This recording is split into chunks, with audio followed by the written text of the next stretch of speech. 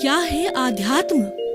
दर्शन, चिंतन धारा, विद्या या संस्कृति की परंपरागत विरासत। आध्यात्म दर्शन यानी जीवन का शाश्वत सत्य। मानव जीवन से जुड़े शाश्वत सत्यों को जानिए और समझिए उपासक डॉक्टर सोहन राज तातेड़ से हमारे खास कार्यक्रम आत्मविज्ञान में। आत्मविज्ञान यानी सही दृष्टि, सही सोच।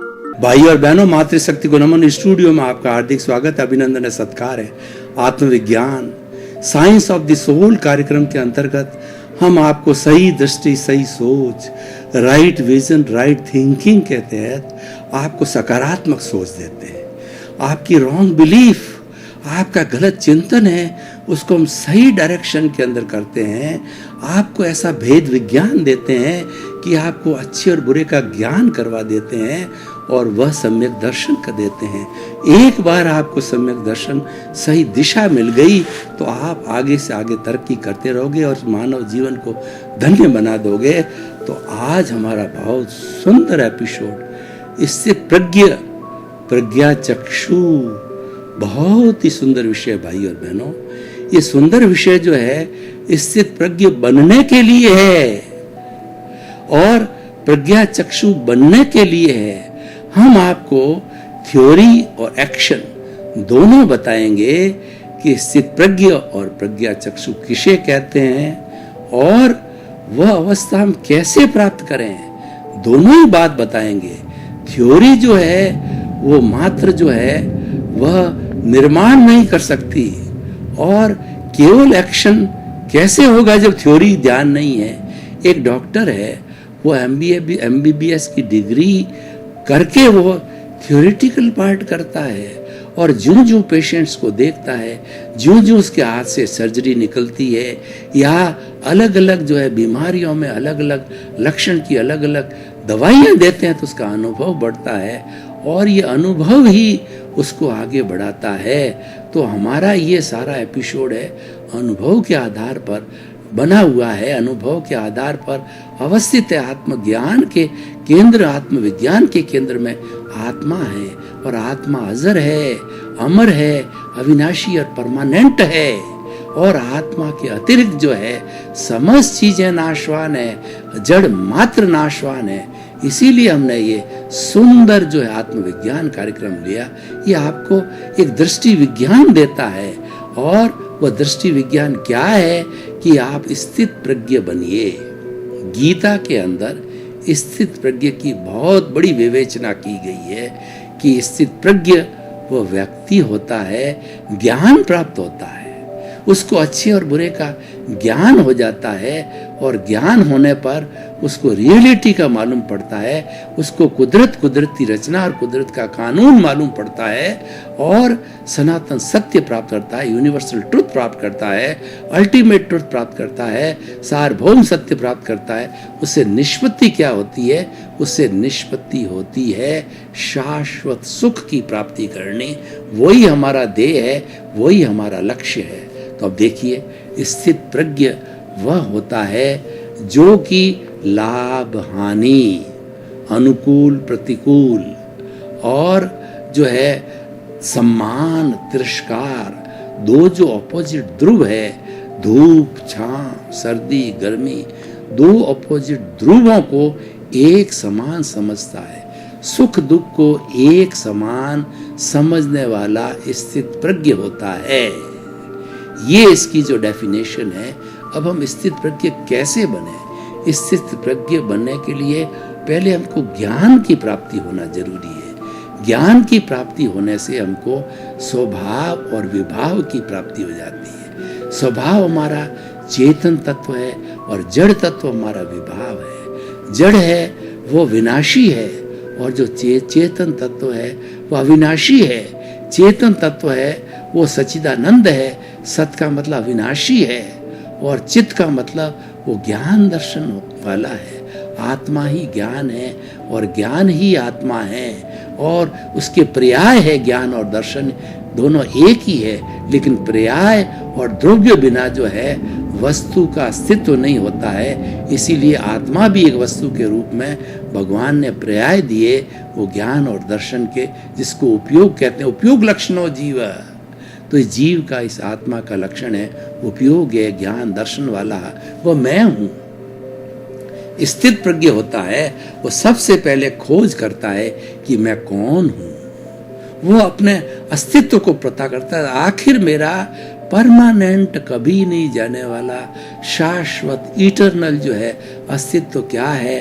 तो उसको ज्ञान मिलता है कि तुम शुद्ध आत्मा हो। शुद्ध आत्मा कैसी? जो ज्ञाता है, वो दृष्टा है, जो जानने वाली है, जो देखने वाली है। और उसके मुख्य 4 गुण, अनंत ज्ञान, अनंत दर्शन, अनंत शक्ति, अनंत सुख का धाम, उसके असंख्य असंख्य गुण हैं। उसमें रमण करना, उसको याद करना, उसको याद करने में, उसकी माला फेरने में कई जन्म चले जाते हैं, क्योंकि यह तो अनंत ज्ञान का भंडार है। अनंत कहने के बाद कुछ बाकी रहता ही नहीं है। अनंत सुख है। जो सुख हम बाहर ढूंढते हैं, वस्तु में सुख ढूंढते हैं, भोजन में, रोटी में, कपड़ा में, शिक्षा में, चिकित्सा के अंदर, और बाहरी चीजों में सुख देखते हैं, वो तो टेम्परेरी है, वो तो जड़ है, वो संयोग वियोग से जुड़ा हुआ है, वो प्रकृति के अधीन है, वह हमारे कुदरती रचना और कुदरत के कानून के अधीन है, और हम उसको बदलने में पराधीन हैं। जब हम पराधीन हैं, बदल नहीं सकते, तो हम अपने स्वाधीनता में ही रहें, हम स्वच्छंद रहें। हम तो जो है खुले व्योम में घूमते वाले पक्षी की तरफ में रूप में रहे, तो हमारी स्वतंत्रता है, वो स्वभाव रमण है। तो स्थित प्रज्ञ इस ज्ञान को प्राप्त करके दोनों को एक सा समझता है। स्वभाव और विभाव के अंदर वो विचलित नहीं होता, क्योंकि स्थित प्रज्ञ होता है, उसकी ड्यूटी होती है मात्र जानना और देखना जो कुछ चल रहा है सुबह से शाम तक, पूरे जीवन भर जो मन वचन काया की ये 3 बैटरी हैं जो खुल रही है, और ये जो फिल्म चल रही है, उस फिल्म को बदलने की हमारी ताकत नहीं है। तो हम क्यों टांग अड़ावें? टांग अड़ाएंगे तो टांग हमारी टूटेगी। एक मोटरसाइकिल चल रही है, उसको रोकने के लिए आप अपनी टांग अड़ाओगे तो क्या होगा? आपकी टांग टूट जाएगी। कोई भी जीवित प्राणी जब जन्म लेता है, चाहे एक इंद्रिय हो, द्विंद्रिय हो, त्रिइंद्रिय, चतुरेंद्रिय हो, पंचेंद्रिय हो, प्रकृति माँ ये कहती है कि जो जीवित प्राणी जिसने जन्म ले लिया, तो उस प्रकृति माँ की जो रचना है वो पंचभूतात्मक है। वो पृथ्वी, जल, अग्नि, वायु और आकाश से बनी हुई है। उसी से समस्त प्राणियों का वो जन्म देती है, भरण पोषण करती है, और वो उसी में विलीन हो जाते हैं। यानी उस माँ के हम ताबे आ जाते हैं। और छोटा बच्चा होता है, माँ ही उसका पालन पोषण करती है, उसका ध्यान रखती है, सर्दी से, गर्मी से, उसकी भोजन से, उसके स्वास्थ्य से, क्योंकि बच्चे को कोई भान नहीं होता है। तो हमारी माँ भी यही कहती है कि तुम कोई पंचायत ही मत करो, तुम मेरे ताबे आ गए हो तो मेरा कानून ही लगेगा। तो ये सब प्राकृतिक रचना होती है। इन सब चीज़ों को जानना, यानी ये जो प्रकृति माँ कर रही है उसमें छेड़छाड़ मत करो। तो हमारा जो स्थित प्रज्ञ होता है वो ये जानने लग जाता है। इसीलिए वो समझ जाता है कि मेरी जो स्वतंत्रता है उसके अंदर रहूं, और उसमें कुछ करना नहीं होता है। उसके अंदर हमारा पुरुषार्थ क्या है? ये जो हमारी स्वतंत्रता चल रही है उसको देखना, उसको देखना मात्र उसकी ड्यूटी है।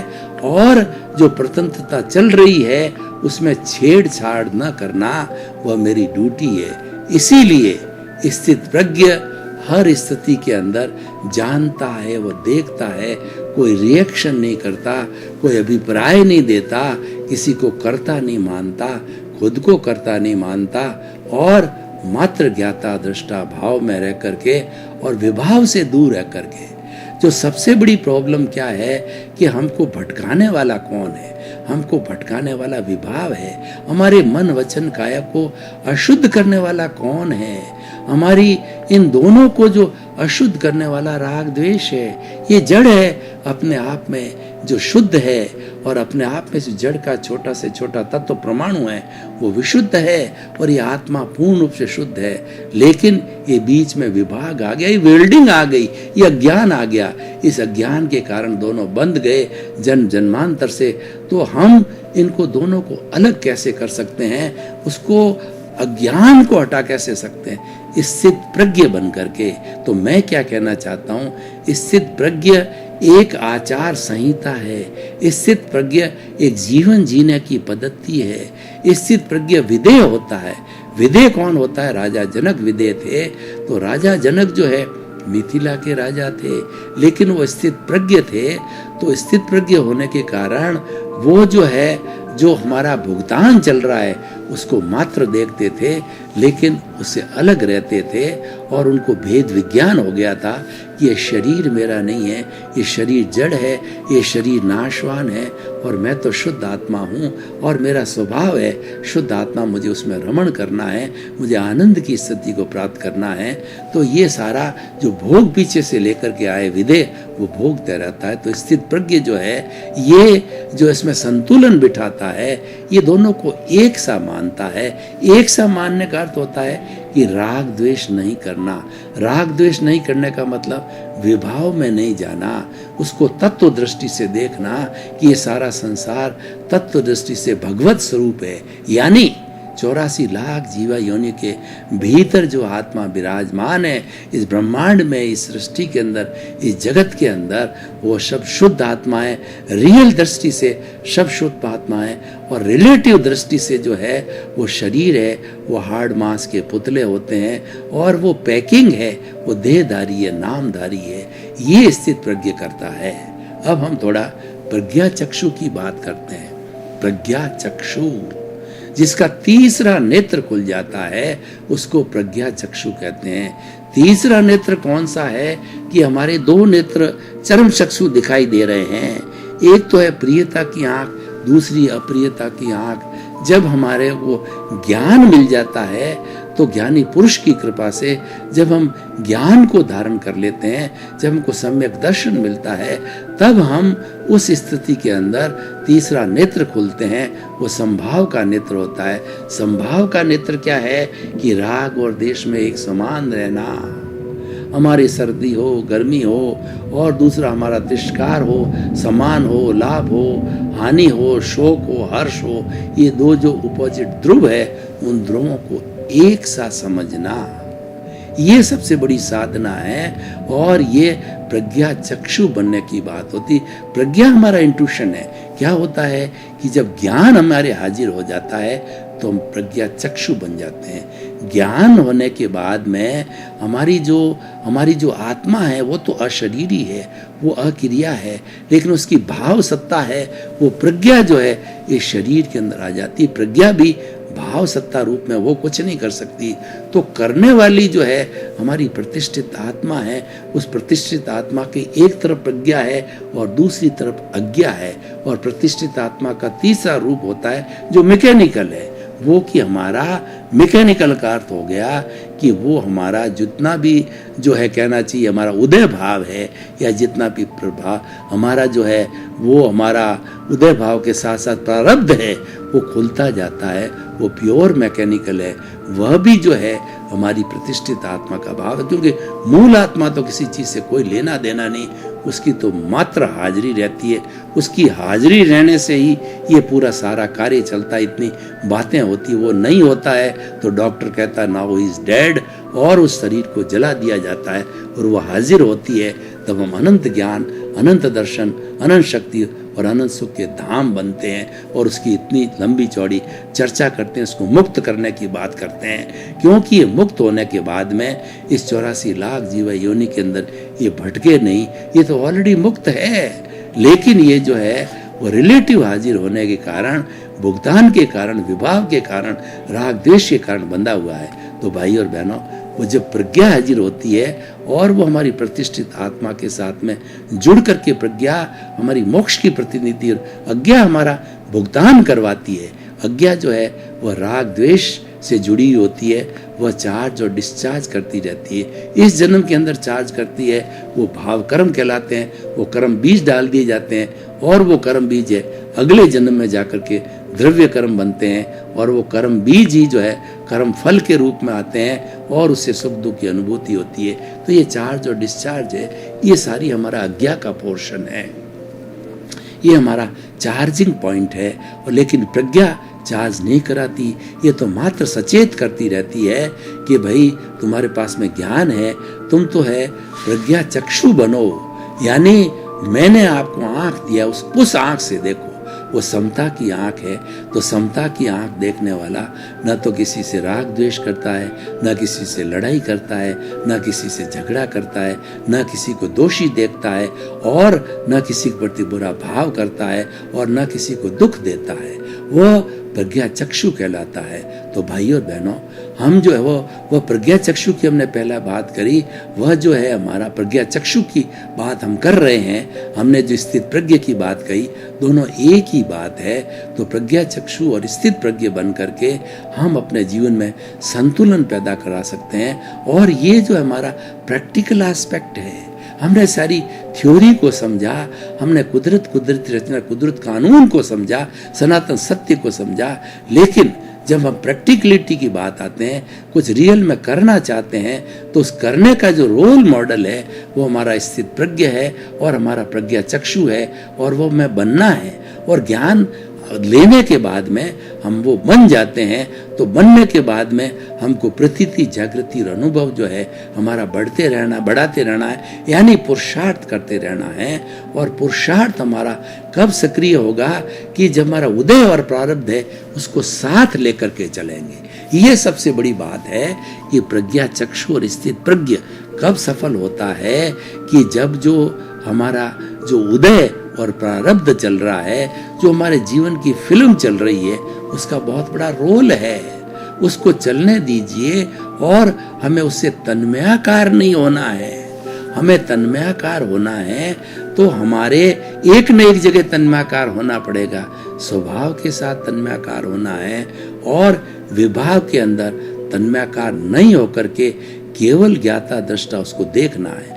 वे ज्ञाता दृष्टा कैसे हुआ जाता है, मैं आपको उदाहरण देता हूँ कि हम फर्स्ट फ्लोर के ऊपर किसी भी मकान की बालकोनी में खड़े हैं और नीचे जो कुछ बच्चे क्रिकेट का मैच खेल रहे हैं, तो क्रिकेट खेलने वाले अलग है और मैं देखने वाला अलग हूँ। मैं तो ज्ञाता हूँ, मैं दृष्टा हूँ, और ये जो चल रहा है ये खेलने वाले हैं, ये हमारा प्रारब्ध है और ये हमारा उदय भाव है। तो दोनों अलग अलग है। मैं आपको एक दूसरा उदाहरण देता हूँ कि हम किसी जो थिएटर के अंदर जाते हैं, तो थिएटर के अंदर 2-2.5 घंटे की जो फिल्म होती है, जो फिल्म ऑपरेटर होता है, एक बार फिल्म फिल्मा दी जाती है, फिल्म के रूप में बन जाती, जड़ रूप में, क्योंकि फिल्म के अंदर तो चेतन तत्व होते हैं, हीरो होता है, हीरोइन होता है, विलियन होता है, और हीरो हीरोइन के बीच में प्रेम होता है। विलियन उसको हीरोइन के ऊपर मुग्ध होता है, उसको लेकर के भाग जाता है, तो हीरो आता है, उसे लड़ाई करता है, झगड़ा करता है। तो ये जैसा जैसा एक बार फिल्म को फिल्मा दिया गया होता है, तो वह पुनः चलता रहता है। अब क्या है कि हम मात्र उसको मनोरंजन की दृष्टि से देखें या शिक्षा लेने की दृष्टि से देखें, तो हम उसको खाली देखते रहें, जानते रहें, यहाँ तक तो ठीक है, वो हमारा ज्ञाता दृष्टा भाव है। लेकिन कई लोग अज्ञानी होते हैं, जो जीवात्मा होते हैं, वो क्या करते हैं, वो 5 इंद्रियों के जो सुखमय रमण करते हैं, वो प्रभावित झट होते हैं। तो प्रभावित कैसे होते हैं कि वो जैसे कोई भी भावुक प्रसंग आया तो उस भावुक प्रसंग के अंदर रोने लग जाते हैं। इसका मतलब राग द्वेष के साथ जुड़ गए, वो उस फिल्म के साथ जुड़ गए, वो विभाव हो गया। तो हमें भी स्थित प्रज्ञा और प्रज्ञा चक्षु को ये देखना है कि जो जीवन में चल रहा है उस पर प्रतिक्रिया मत करो, उसको केवल जानो और देखो, उस पर अपना अभिप्राय मत दो, उस पर रिएक्शन मत दो, क्योंकि जिस संसार का हर प्राणी जो है कुदरती रचना और कुदरत के अधीन चलता है, उसके ताबे चलता है, उसी ने उसको जन्म दिया है और उसने आपको कोई पावर नहीं दी है कर्ता बनने की, कोई भी दखल अंदाजी की पावर है ही नहीं है। तो इसीलिए आपको सिर्फ अपना स्वभाव, अपनी ड्यूटी और जो अपना दायरा शब्द सही है, दायरा ये है कि आप ज्ञाता दृष्टा में रहो, आप उसमें तन्मयाकार हो जाओ, और जो जड़ जो चल रहा है, जो भुगतान के रूप में हो रहा है, उसको मात्र जो है वो जानते रहो, देखते रहो। भाई और बहनों, आपका बहुत बहुत धन्यवाद। आपको हमारे आत्मविज्ञान कार्यक्रम से ऐसे सूत्र मिल रहे हैं, ऐसी प्रक्रिया मिल रही है, ऐसा बड़ा बड़ा गहरा ज्ञान मिल रहा है कि उससे आपसे जीवन का उद्धार हो जाएगा। तो आप इसको देखते रहिए, जितना जितना गहराई में आप जाकर के देखोगे उतना उतना आपके जीवन की तरक्की होगी। सर्वे भवन्तु सुखिनः, सर्वे भवन्तु निरामयाः। इसी क्रम में आपका जीवन आनंदमय हो, मंगलमय हो, परोपकारमय हो। आपके प्रति बहुत बहुत क्या है आध्यात्म? दर्शन, चिंतन धारा, विद्या या संस्कृति की परंपरागत विरासत। आध्यात्म दर्शन यानी जीवन का शाश्वत सत्य। मानव जीवन से जुड़े शाश्वत सत्यों को जानिए और समझिए उपासक डॉक्टर सोहन राज तातेड़ से हमारे खास कार्यक्रम आत्मविज्ञान में। आत्मविज्ञान यानी सही दृष्टि, सही सोच।